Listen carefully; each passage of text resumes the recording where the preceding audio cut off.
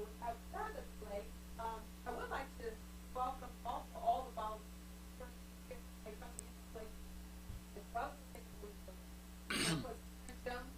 the action chair of the Montgomery County NAA, and Peggy Lane, our Board of Services here.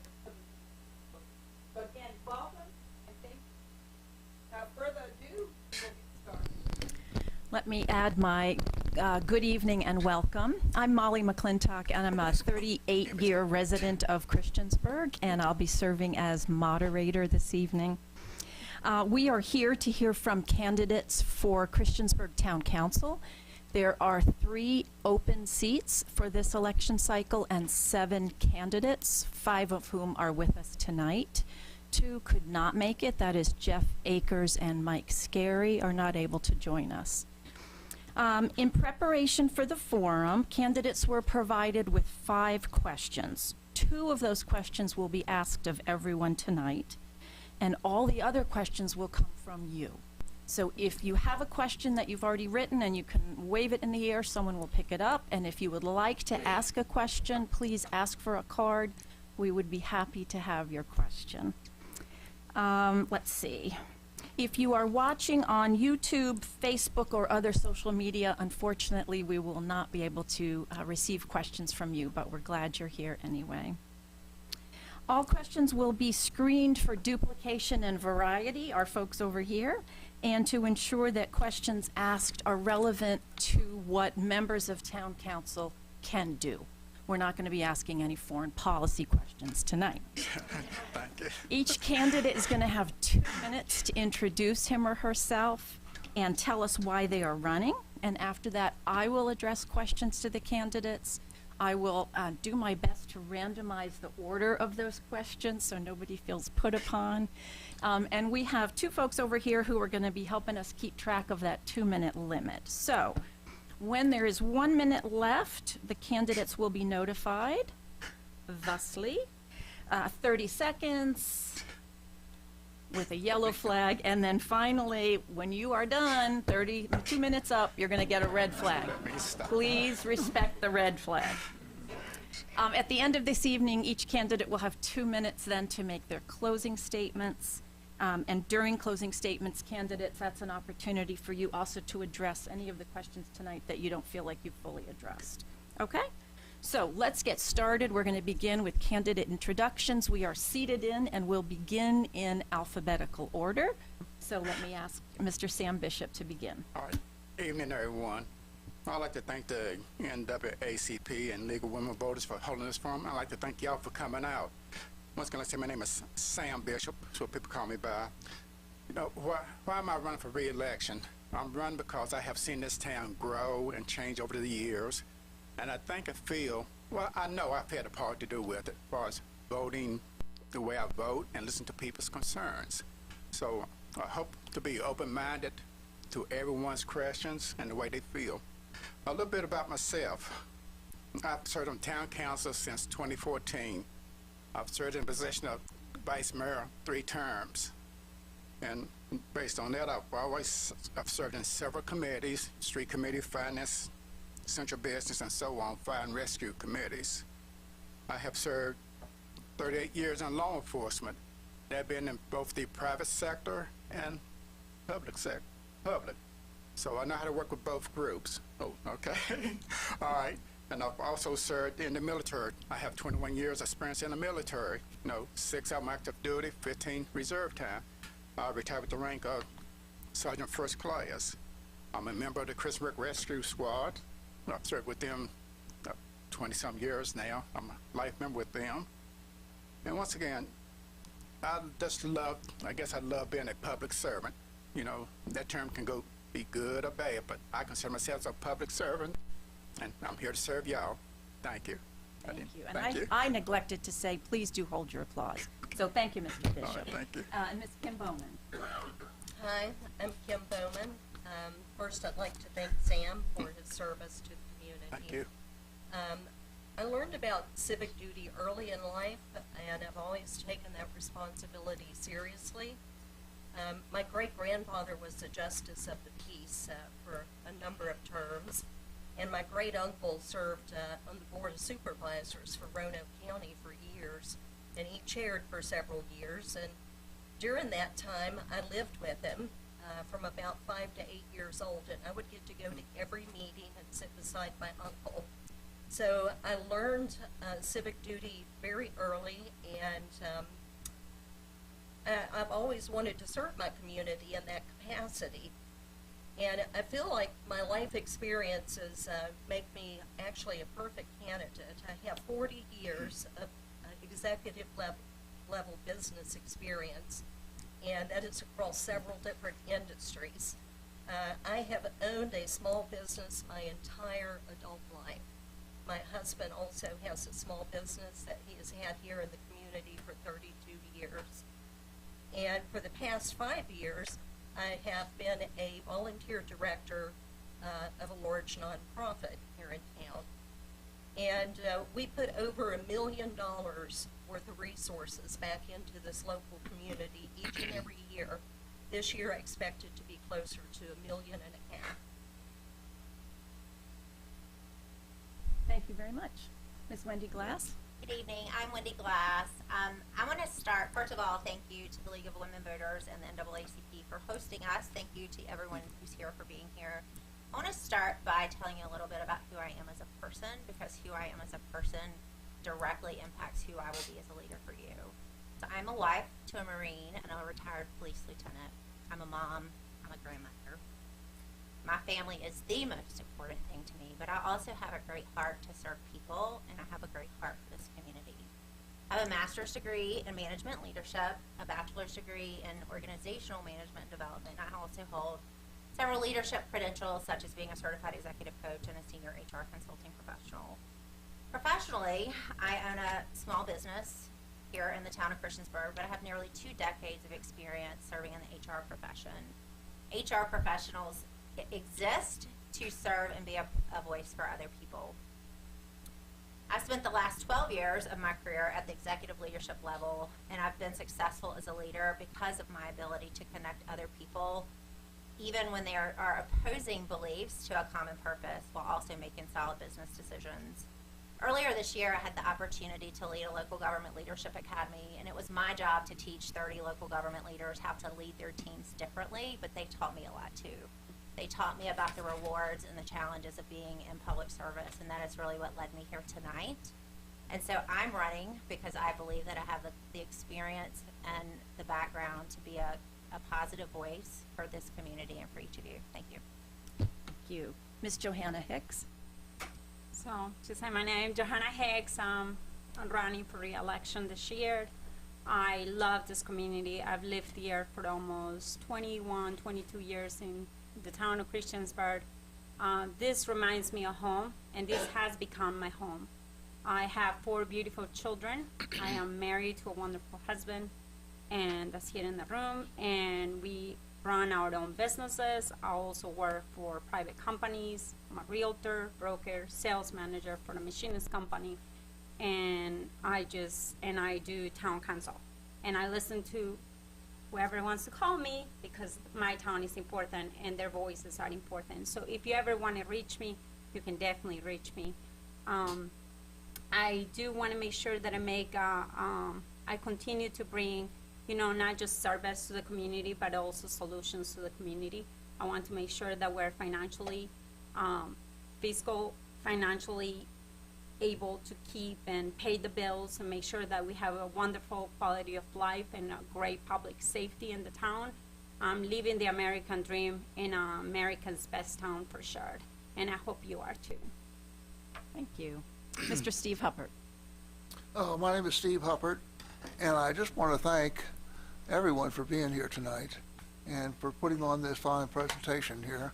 And I know at 7 o'clock you have a lot of other alternatives, and I know that Wheel of Fortune is on right now, and Vanna White is there, and so I appreciate you making the sacrifice to come out here tonight. And I just want to say that a little bit about my background. I graduated from the University of Georgia, and I got my master's at Virginia Tech. I was on town council for 16 years, and decided to retire. But since then, I thought I would maybe want to come back here and still do a part of the council. I really am part of Christiansburg. My family has been here for over 40 years. Both of my daughters graduated from Christiansburg High School. I have both my grandkids who are going to Christiansburg High School. And my wife was a band booster, and I was a guidance counselor and a coach at Christiansburg High. So we're very much involved in Christiansburg. And I tell you what, I think the important things about being on council is that we want to see the town improve. We want to see the quality of life here get better. And a case in point, the last 8 years I was on council, the new Huckleberry Park. And some people said, no, we don't need the park, it costs too much. And I tell you what, I'm sure many of you have been down at the park just as during this last month and seen the number of people there. And those are the kind of things that I want to do, continue to do, to make this town what it is. Thank you. Thank you. And I've been asked to encourage everyone to, talk closer to the microphones, myself included. So, we are now going to ask a series of questions, and as I said, I'm going to make every effort to rotate to different people. So, Ms. Bowman, I'm going to begin with you. Are you ready? What is your top priority for the town? Honestly, my top priority is to be a voice for the people. There are a lot of other things that I would like to do, but first and foremost, I would like to do the will of the people. And of course, keeping our taxes low as much as town council has control over that. The water, sewage, and trash bills, especially in tough economic times, even little raises on each of these things year after year, they accumulate and they hurt households. A lot of households are hurting right now, I can tell you that. I would also work to reduce overregulation that stifles business growth, particularly in the real estate industry. And I would not vote for ordinances that are not in alignment with our Constitution. I would put our needs over wants, and I would support our officers and our first offenders, the safety of our people. I would also do what I can to address the storm drainage issues. As I've been out talking to citizens, I'm seeing that is a big issue for many people in the Christiansburg area, including at my own home. Thank you. Ms. Hicks, what is your top priority for Christiansburg? To try to keep the bills low so that there is affordability. Thank you. Mr. Bishop, what is your top priority? My top priority would be a good steward of the people's monies. It's a difference between a need and a want. And we do this each year when we do the budget. We, as town council, look over the budget. If there's things in it that we don't think needs to be there, we send it back to the department heads and ask them, is it a need or a want? So once again, I pay taxes like everyone else, so I want to be a good steward about money. Thank you. Thank you. Mr. Huppert, what is your top priority? Education. I think education is very important. To be able to educate the people of the community. And I have picked up one of these flyers right here, and I know the town is working on this to get people involved and aware of what's going on a day-to-day basis. Just like the rec center is going to be doing the Rockin' on Main Street this weekend, to get people aware so they know what's going on. And another thing I would like to bring out is, during the last decade, I feel like the town of Christiansburg has been short-sheeted on schools. If you think about it, Blacksburg High School has a brand new school. Auburn, Eastmont have brand new schools. Christiansburg has a school that was built in 1976 that's overcrowded and it's on there. Now, I'm going to tell you this, the Board of Supervisors has said, hey, we're going to put up $100 million to refurbish Christiansburg High School. Now, even though the town of council, we do not get involved in the school system, I think it's our job to just sort of say, to invite every 6 months when this construction is going on, hey, would you please come to council and just tell us what the latest status is, so all of you can be aware of what's going on to make this. And I want to just say, too, I'm not sure, did anybody here go to see Footloose this past spring? Footloose was the spring musical, and did a tremendous job. The kids did a great job, and the band did a great job. And this summer, I went to the Barter, and I saw Footloose was their main thing at the Barter. And I tell you what those pros did was not that much better than what the high school did. And you know, it makes me feel so good to see the quality of the opinion we're putting out here. And I think it's important here, the council, to help out along the way. Thank you. Thank you. And Ms. Glass, what is your top priority? Since I have 2 minutes, I'm going to tell you my top 3. How about that? So the first is economic growth and development. I think a local economy is the heartbeat of any community, and we need to make a pathway to business ownership, entrepreneurship in our community attainable for anyone who wants to be a business owner. I'm incredibly proud of the town for what they've done with our Small Business Solutions manager, Amanda Hebert, and the Launch Christiansburg program. And honestly, I was proud to be the first contributor to be a sponsor of that program, because as a woman-owned small business, it's important.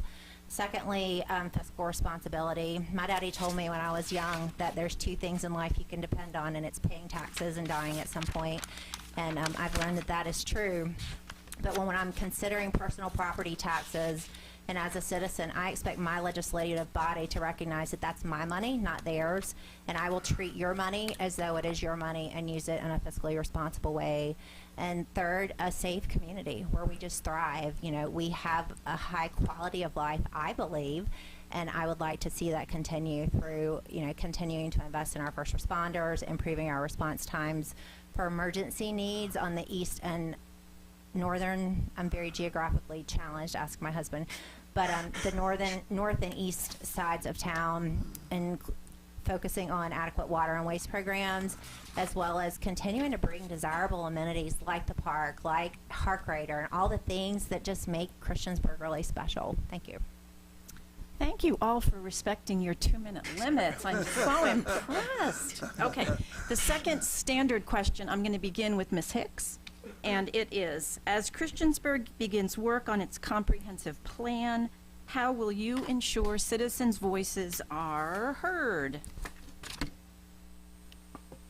I think ever since the beginning of my first election has always been transparency. Before, work sessions were not recorded. I make sure that those are recorded now, and they are recorded for people to see them online. I always push to make sure that if there was to keep the lines of communication open, like I said to you, you can always reach me. There is always a way to reach me. There's always, my number is 540-239-4986. You can definitely call me. There is, you can look at the process, how I always welcome citizen comments. I have an email, like I said to you, I have the phone. I will have more public meetings for the future, and which will become a legal notice, and I always try to bring all these suggestions and inputs to the council, just to make sure that they, you know, because I'm only one vote, but it takes obviously a team of people to pass things, so I always want to make sure that those things get sent out to town council, even though there may not be the things and ideas that how I think about they should go, but I think it's always important to have other people's input. Thank you. Ms. Glass, as Christiansburg begins work on its comprehensive plan, how will you ensure citizen voices are heard? So our comprehensive plan exists to reflect the vision of our local officials and our citizens, and so I don't think that it's just how can we, but how will we, because it's necessary. Governments don't exist to dictate, they're here to serve us, and as a result of that, we just simply have to invite people to the table. We have to invite feedback. We have to have listening sessions. I think that it's really important in today's time that we recognize the diversity of our community, ranging from ethnicity to, you know, socioeconomical, all the way down to age, generational differences, because we're seeing those, and that we seek ways to reach as many people based on how they prefer to be reached versus just doing things the way we think that it should be done. I think about online surveys. I think about, you know, in-person listening sessions, Zoom listening sessions, putting mailers in the water bills for those that still check the mail. Yeah, I think that we have to reach the community in as many ways as possible, but we can't just ask for their feedback. We have to listen. We have to consider how we can implement their feedback. And when there are common themes that we see that are important to people, but we just can't do for whatever reason, we have to tell people that, and we have to tell them why.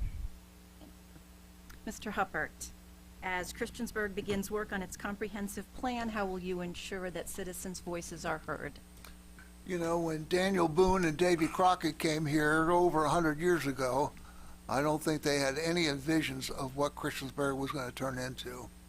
You know, just think about it. And when I came back in the first in the council, and what Christiansburg was sitting at around 14,000. Today it is sitting around 24, and they say by 2030 it will be 28,000 people in this town. And I think it's important that we all work on this, and we work together to work on our comprehensive plan of what we're going to be doing as the area develops. And it's important to work with the people. We're lucky that we have a great staff here. We have great town managers and great people working with them, and to work with them and make sure that they know that we are interested and give them comments and opinions and things that we're interested in, to make sure this comprehensive plan, every 5 years, is updated and done to the way that we need to do here in Christiansburg. Thank you. Thank you. Mr. Bishop? All right. On a comprehensive plan, it's really broken down into 4 different parts. Number one, we do what we call it a work session. You know, we bring different people in, you know, citizens, business owners, and so forth.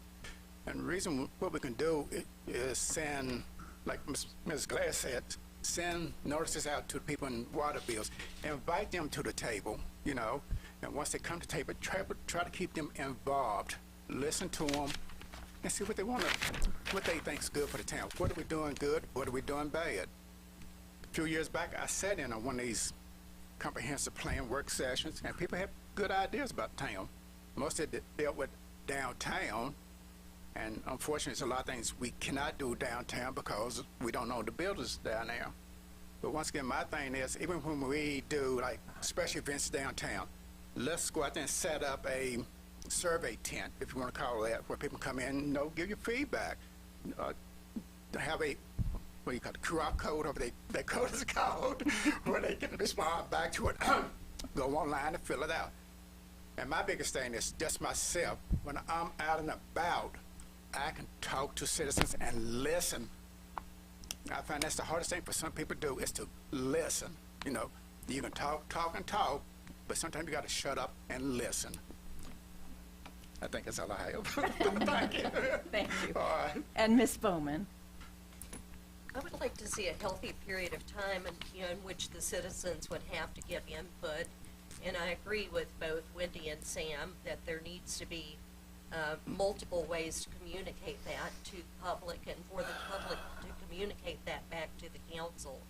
But I'm also for open forums where the people have an opportunity to speak and be listened to. And I think that should happen, you know, probably several times during the process. You know, I go back to the collective bargaining agreement that was made with the county. And I was really disappointed that such a big decision was made, and there wasn't more of a forum for discussion for that, other than your 3 or 4 minutes, whatever you get, you know, when you go in. So for big decisions that affect all of us, I think we need to have, everybody who wants to have their input should have that opportunity. And you know, of course, we don't have endless dollars to spend getting this out, so it needs a common sense approach, like including things with bills that are already going out, using social media, and, you know, the forums. Thank you. All right, Mr. Huppert, we're going to begin with you. Now these are questions coming from our audience. As a council member, one of the most important issues you handle on an annual basis is managing the town budget. What is your perspective of the current budget, and what, if anything, would you do differently? I've sat in on numerous budgets during the 16 years I was on council, and the sequence that we went through is that each department presents their budget of what they would like to do, the requirements that they want, all right? And then they look over that, and usually the town manager and the council will say, some of these things, you know, you're going to have to reduce that and you have to cut it. And we go through a series of reductions and improvements as they go along. And I think that's an important way to do it. If, of course, we have open to the public to come in and discuss our budget and look at it and see what they feel their requirements are. And to get people involved, too, and aware of what we're doing. And I'm going to tell you this, where are the problems that are there, you know? It is not everybody's going to be able to get what they want, especially with a case of inflation and prices going up, and I think everybody goes to Kroger and sees the expenses going up. So it's a thing of working out together to get a budget, to do it the right way, and that'll make it somewhat successful for everybody. Thank you. Ms. Bowman, your perspective on the budget and anything you would do differently? Well, to be honest, I'm not real familiar with this year's budget. Campaigning has taken most of my spare time. I have looked at the budget. I don't want to make give an answer that I'm not sure is truth. So, you know, I would want to digest that with somebody who's more familiar with it than myself, perhaps other council members, and then give you a more educated answer on that. I don't want to pretend to know where the fat is in the budget, but I can tell you if there's fat, I will find it. Thank you. And Ms. Glass? So my perspective is that the town's budget is solid. At the last town council meeting, Val Tweedy shared with us, frankly, we outperformed our budget last year. The town adopted several years back, I don't know the year, but they adopted a policy that indicates, this is a self-imposed sanction, if you will, that we will always have a 30 to a 45% reserves. So what that means is that we will always have at least $15 million in savings. I don't know about you, but that sounds like a pretty good savings account. And based on last year's fiscal year, we outperformed that. Our unassigned budget is $19.5 million. So we are $4.5 million in the good from what was budgeted. So I wouldn't change anything. I would keep doing what we're doing, and I would keep being good stewards of your money while providing a really quality place to live. Ms. Hicks, your perspective on the budget?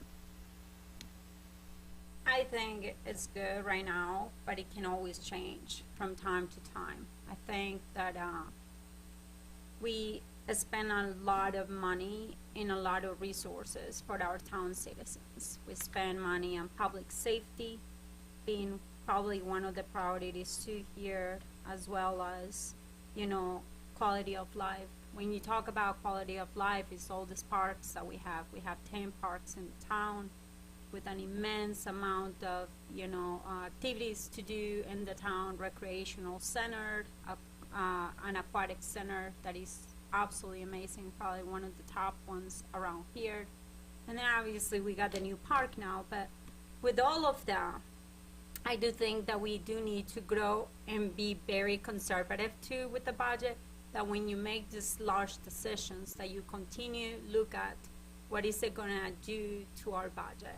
Because I know that, for example, the park, I was for the park for the most part, And a lot of the things, like I wanted the playground, I wanted the dog park, I wanted the splash pad, I wanted a lot of things in the park. And I think when you are looking at things like this, it's obviously good to look at the items on how to make the town grow, but you obviously have to make it in a very conservative way. And whether the strain of the budget is warranted. I know that one of the things that I want to make sure is that we look at the needs for sure before the ones like Mr. Bishop had said. And I think when I look at the budget, I look at it like if this was my house budget, and it's very tough for me to look at it because I'm like, where is the money gonna go and how are we gonna spend it? And I'm definitely very fiscally, when I see this budget, I wanna make sure that we make more money than the money is coming out. And obviously, you know, when you look at the budget, we had to get loans. Mr. Bishop. Well, of course, I'm pleased with the budget because I voted on it, so I'm pleased with it. You know, I think we have come a long way with the budget. It used to be a long process, but thank goodness to our department heads and Special Val, when they present a budget, it's really tight. It comes to council, and like I said, once again, we look over it. You know, if there's something there that we, council, when I say we, I'm talking about council, don't need to be there, we send it back to department heads. I ask Ms. Twitty about it, or Mr. Wingfield, why do they need this, you know? And I said earlier, there's a difference between a need and a want. And I'm going to have to give credit to our department heads. So far, I have not seen a lot of wants.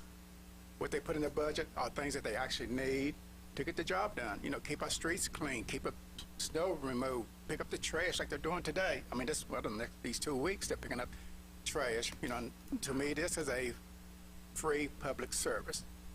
Some of us don't realize, you know, some towns don't have that. You know, you get charged for it. Oh, I'm sorry, 1 minute. I got you.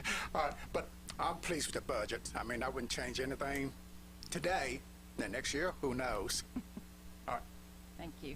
Thank you. You all are very interested in money. The next question is, and I'm going to start now with Ms. Glass. Christiansburg has one of the highest meals tax in the state. Would you support lowering that tax? And if so, how would you replace lost revenue? So, in the short answer, no, I wouldn't support lowering it. And there's a reason. Let me explain that. The way I understand the way meals tax was set many years ago by town leadership was looking at the number of people that come into our community for football games, for swim meets, for baseball tournaments, whatever it may be. And the town intentionally set that meals tax higher to minimize your liability. And so if we try to I mean, that's 12% of our budget almost. So if we try to cut that fat, who's going to bear the burden of that? I don't want it to be me and you. So, in the short answer, no. I would rather people come in to visit us pay a higher mills tax than our citizens have to pay higher property taxes. Mr. Bishop, same question. Well, Would you support lowering, and how would you replace? I would not get rid of it, and once again, I'm going to get Ms. Glass. She's done her homework, and I agree with her. If we get rid of that meal tax, we might have to increase taxes on you, myself. So I think, once again, the meal tax is geared more or less towards people that's coming to visit our community. You know, we don't want to run them off, but, you know, if they're going to eat here, have them to pay for it. You know, we go out and eat. I'm as guilty as anyone else. I go fast food part more than I should, but I do. So I pay my share, because when I get my bill, I say, that's not what it said on the side. So once again, I would not cut out the meal tax, because once again, that just means more taxes for the citizens of Christiansburg. So, Ms. Glass, I agree with you. Thank you. Ms. Bowman? Yeah, the meal tax was, you know, first of all, our restaurant industries were hit pretty hard during COVID, probably more so than most industries, with the exception of, you know, the health industry and travel. But, you know, we lost a lot of restaurants, and then, you know, the meal tax is the second highest in the state, I've heard. Haven't confirmed that, but you know, we would all like to see it lower. One thing about having the meal tax, though, it does spread that out, and it's not just homeowners carrying that load. So You know, I do think it's better to have the meal tax than it is to raise people's homeowner, or their home tax rather. But at the same time, I would hope that there would be a point in the future where the economy is better and that we could actually lower that at some point in the future. I don't think we're there right now. Ms. Hicks?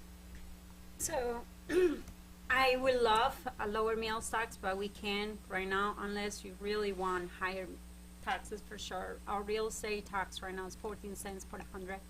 And obviously the county, it's like 80, well, it used to be 89 cents. I think right now it's 84.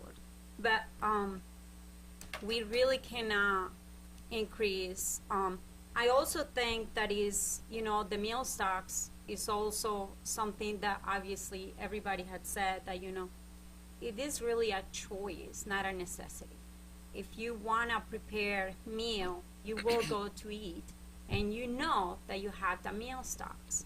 And so it's really not a necessity. Obviously, it's a nice thing to do, but it's definitely not a necessity. So when you go out, you obviously have to spec that, but somehow or another, our bills have to be paid.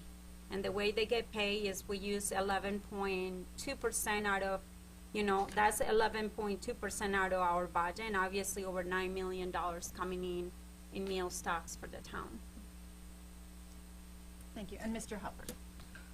The Val Tweedy's name has been mentioned several times, and she is the head of our finance department, and she is the best we can have, you know.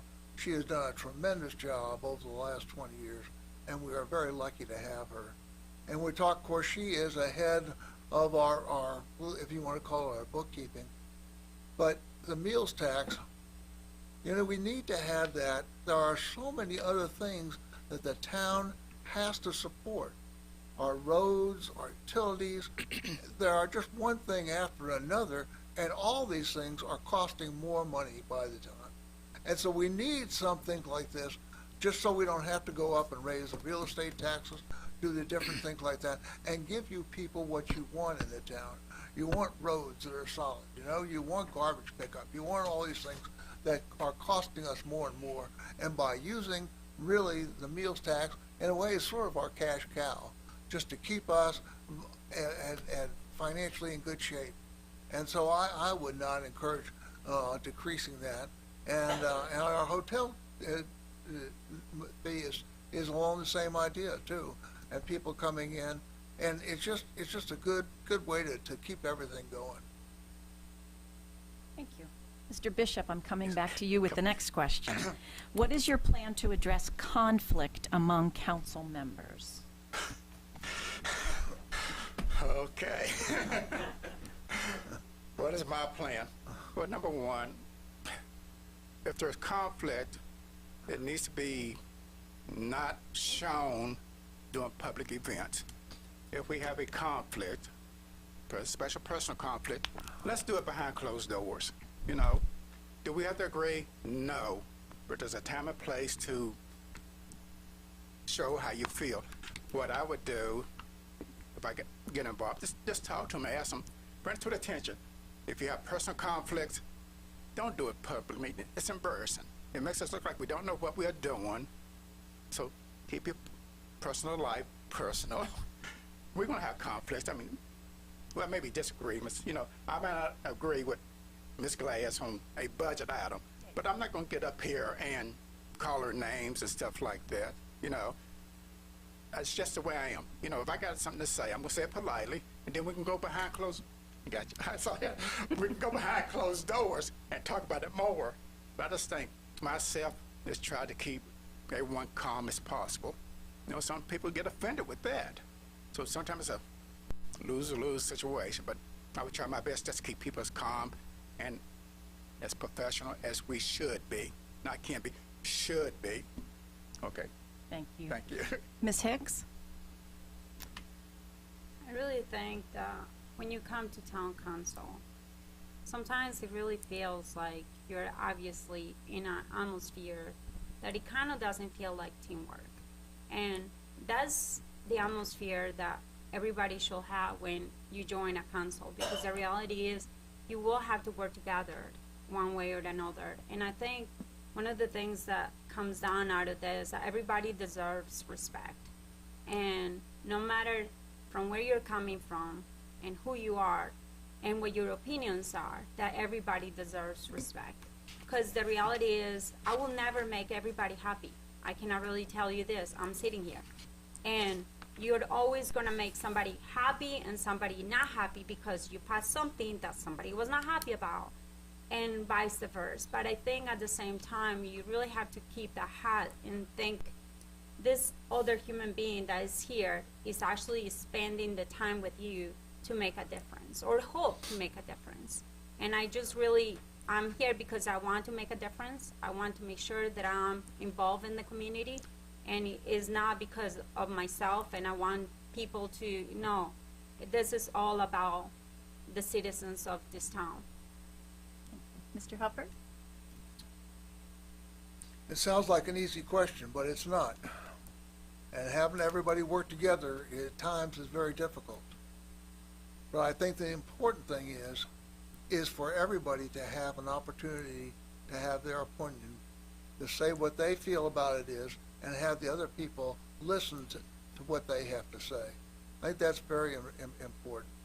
And another thing is just to make sure you do your homework before you go. Some people are going to make statements there that really have no backing. And it's really important, if you're going to try to make your opinion, to have it done as correctly as possible.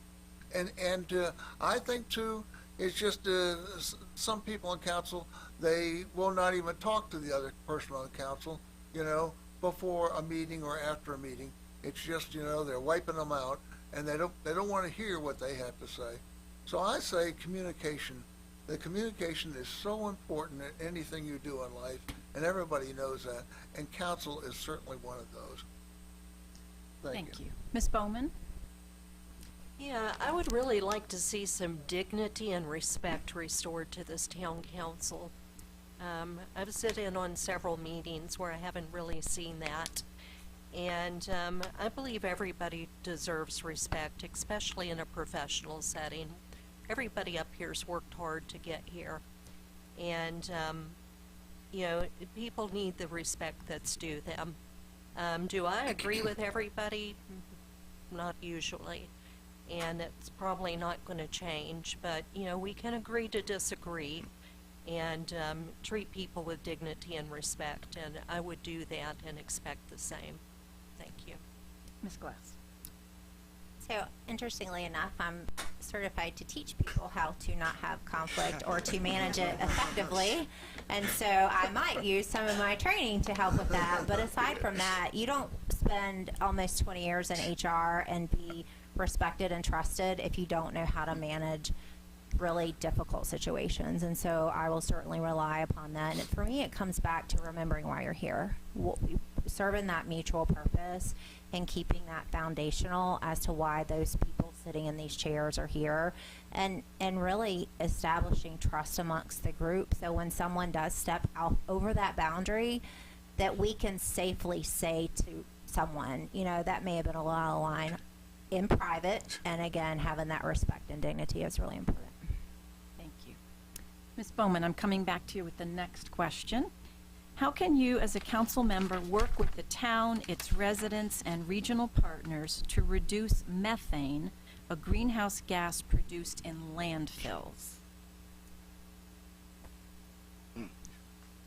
Very specific. Yeah, I have no idea how to reduce methane. I've never worked with methane, so, you have to go to somebody who has more experience, but I'm sure that, my thing would be always, if I don't know something, I go to the person who does. And I have to do that often, but, it reminds me of an autobiography I read years ago when I was a child about Henry Ford, and he said, he only finished 6th grade. A lot of people thought he wasn't very intelligent, but he said, I have a row of buttons on my desk, and all I have to do is to push the right one, and the right person will come. So that's my answer. Thank you, Ms. Glass. So I'm with Kim. I have no idea how to reduce methane, but what I do know is how to connect with other people, and I'm certain that we have a lot of brilliant people within our community that do know how to reduce methane, and so I would rely upon my ability to connect with other human beings to get problems solved. Mr. Huppert? I am equal to the people before that. The only thing I would want to say is, if you go to council meetings, every meeting they have someone who will come here and speak about one thing or another. And if that was a problem, or that was something of interest, I would make sure that maybe that was a presentation at one of the council meetings, and to get a little bit better idea of what the situation is. But this was definitely not my strong suit. Ms. Hicks? Can you repeat the question? Yes. How can you, as a council member, work with the town, its residents, and regional partners to reduce methane, a greenhouse gas produced in landfills? So landfills. The landfills here in the town are typically, well, they're run by the Montgomery Waste Authority. So I would rely on their great information and how to help us if we need to do something. I do know that there is another company in town that also does, trash services for the community. And I guess now that I know of, I'm definitely going to find out about it. Thank you. And Mr. Bishop? Well, I'm not an expert in it, so we all been in the same boat. But I do know Christopher does have an old landfill. We no longer use it. It is covered up, and we have a professional company come in every so often to monitor the gases that's leaking from it. So once again, and I've been an expert, I would reach out to the people that's in charge of that. But right now, I know we do have a landfill that's, I don't know how often they come in, but they monitor gas, and so far, we're doing good. So that's my answer. Thank you. Well, whoever raised that, it sounds like you've educated. Somebody so knows. Good job. Okay, I'm going to come back to Mr. Huppert with this one. I have heard from low-income families about the issues they have faced with the absentee landlords. What will you do as a town council member to stop landlords from maximizing profits by minimizing spending on property maintenance and harassment of tenants? That has been a problem here in Christiansburg for a long time. People who have owned different facilities and they live in another state, another area.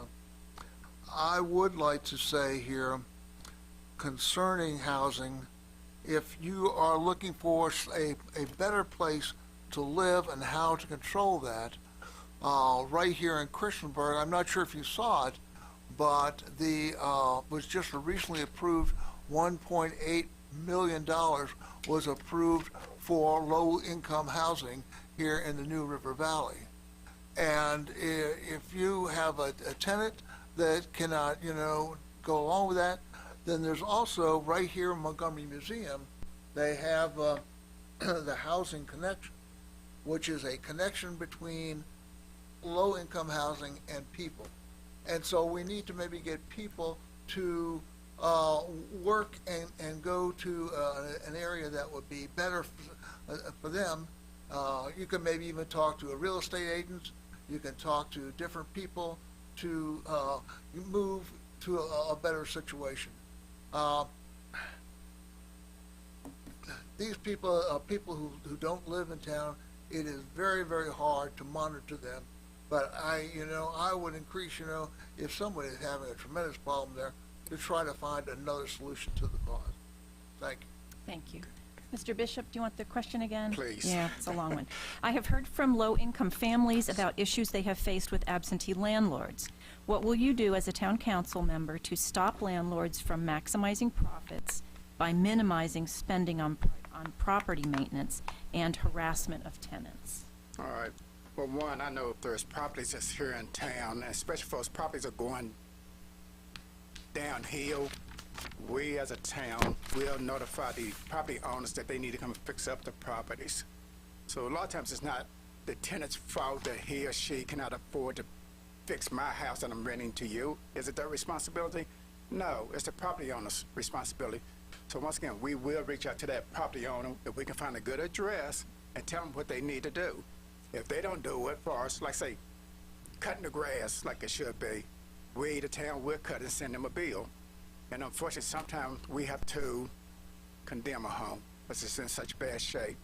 No, we don't want to kick anyone out in the street, but once again, people, I hate to use the term, that's on the lower income of the scale, they can't afford to keep these homes up. So why should you punish them? I just think, once again, as a town as a whole, we do our best to reach out to the property owners and tell them what, gotcha, it's hard for me to see you there. Tell them what they need to do to bring those properties up to date and without putting a lot of burden on the people that's renting their properties. Now, we have worked with people renting properties to, what can we do to help you, And sometimes it might just take some paint. I'm sure the town can find some paint somewhere and do stuff like that, but we just have to try to find these property owners. Excuse me. Sometimes it's hard to find them because they have so many addresses, and we do the best we can. Thank you. Ms. Hicks? I can't see. If I understand correctly, I think there is very little that you can do as far as like that. It seems like a lot of that sounds like civil issues, but I know that the town has neighbor enforcement person that actually their job is to go from neighbor to neighbor and just make sure that if there is anything that comes out that can actually be addressed at the town level. If there is, like Mr. Bishop was saying, if they have the grass is too long or whatever is going on, the house is going in disrepair. We obviously have done things in the past and sent notices and done all kinds of stuff to make sure that we tell the owner of the property. And it doesn't have to be just a landlord. It can also be just a citizen that owns a property. But for the most part, I hope that our neighbor enforcement and our people here in the town that work within the town that can be able to facilitate with those issues. Ms. Bowman?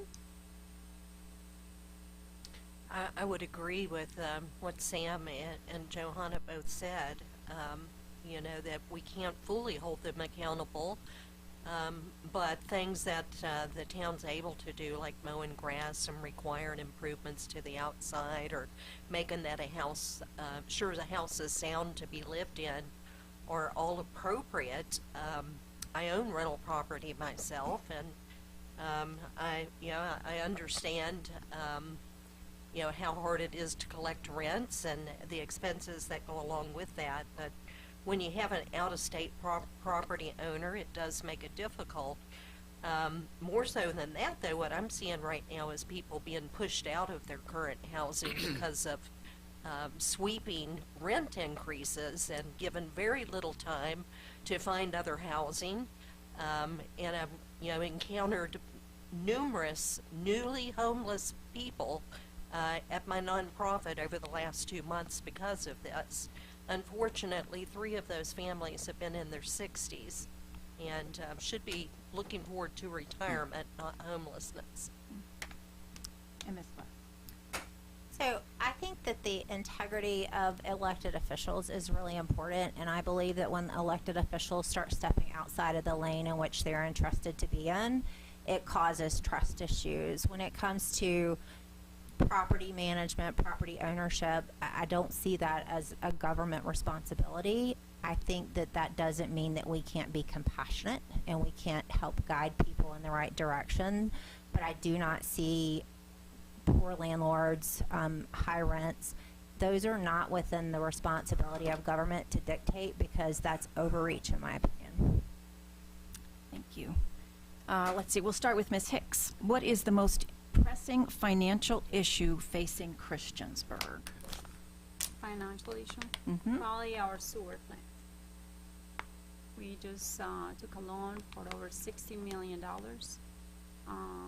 It does need to be repaired. We just purchased, or we are in the process of purchasing a trash truck, which is, I believe, Tim will probably correct me on this one. I think it was over $1 million if I'm not wrong. And then we obviously have the expenses of everything else just going up.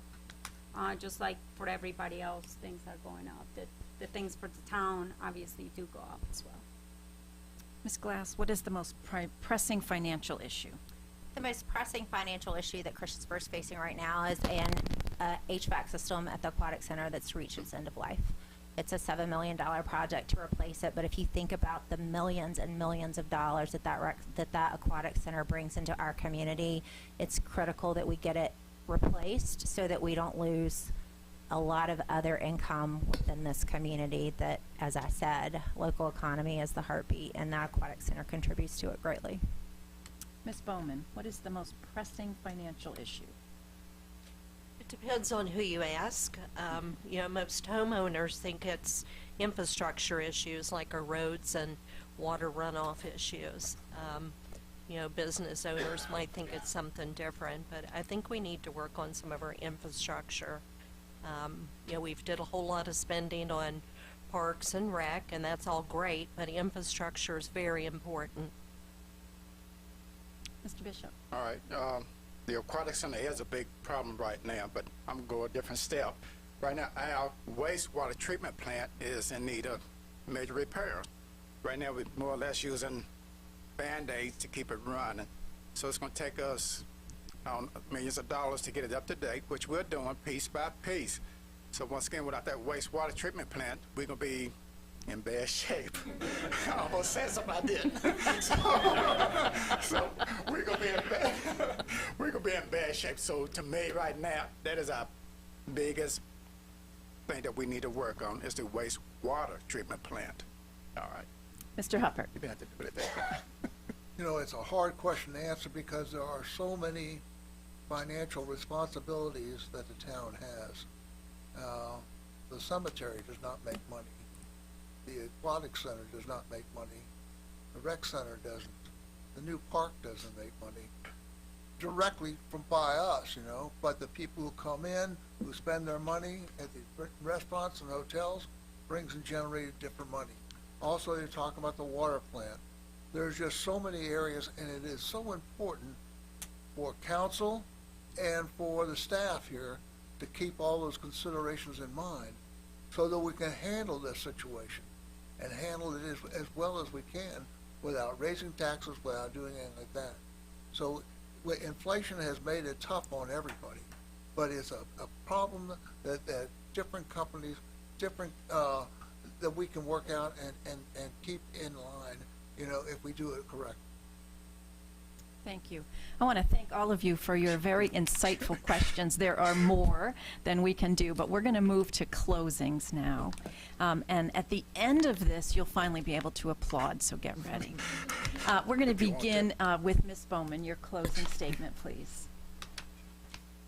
I would just like to say that I've served this community in different capacities for 40 years. As a business owner, I've spent 25 years in outreach work. I've worked in our nursing homes, our detention homes, our prisons, our soup kitchens, you name it. I have put in thousands of hours of community work in this community, and because of that, I've grown to love this community, but I also have the experience and the skills and the will and the desire to serve you. And I would do a good job, so I would ask for your vote in November. Thank you. Thank you. And Mr. Huppert, your closing statement. Last Sunday at church, I go to Holy Spirit, and at the end of Mass, a fella came to me, he says, Steve, you are losing the sign war. They got people who got more signs than you do, and they got bigger signs than you do, and more festive signs than you do. And all you have is this little man, this good-looking man in the sign, that's all you have. And I said, well, I guess I can handle that. But I said, I'm not sure if people are electing signs. I think they're electing people that are going to be representing them for the next 4 years. And I would like to be that man, a person who represents and looks for advancement, like the different parks and the different things that we've already talked about. And another thing, who would vote to support the thing like Montgomery Museum, the Wonder Universe at the mall. People who are looking forward, who have a positive feeling about this ad. And as I told you, I've lived in this area for a long time, and I feel like I have that.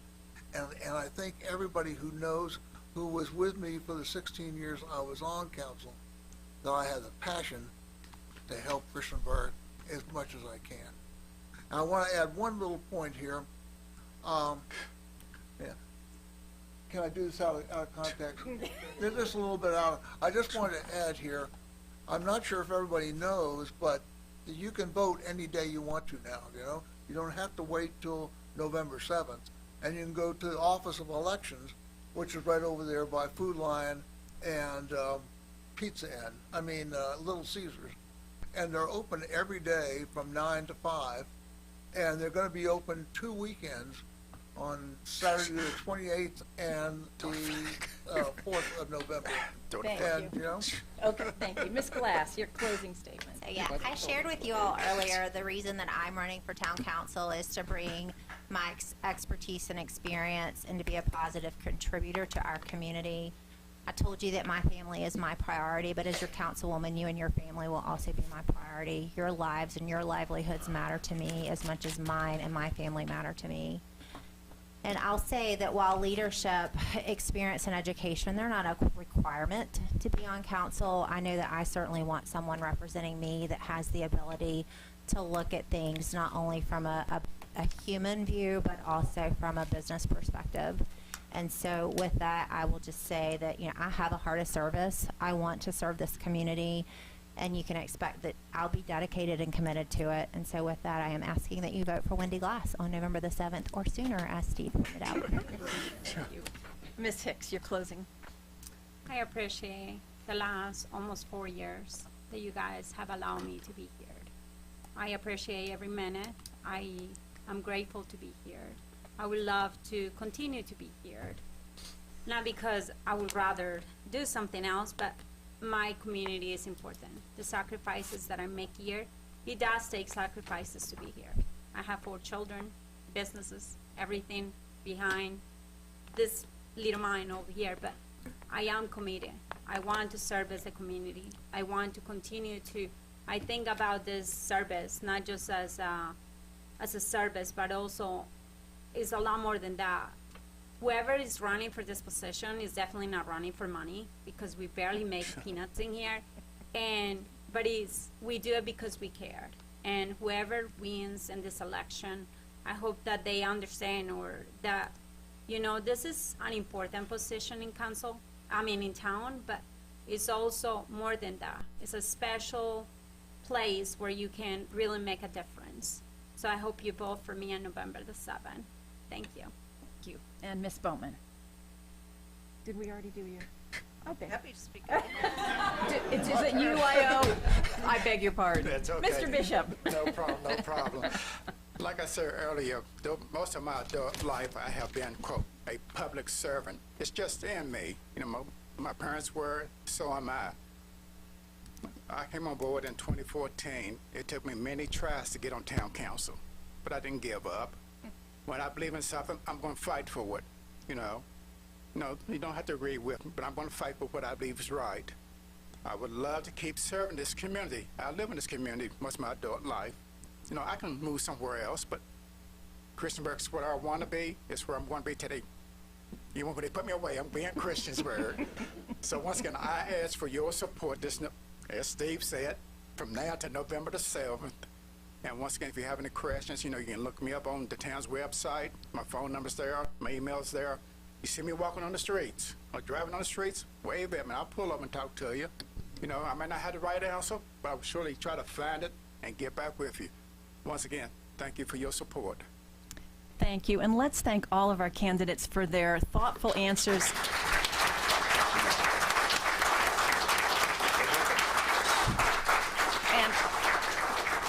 And their interest in serving us. So do go vote. Make your decisions and go vote. Thank you. Thank you all. All right. Thank you for all Oh. this is our last forum, so This it's is it. a successful forum.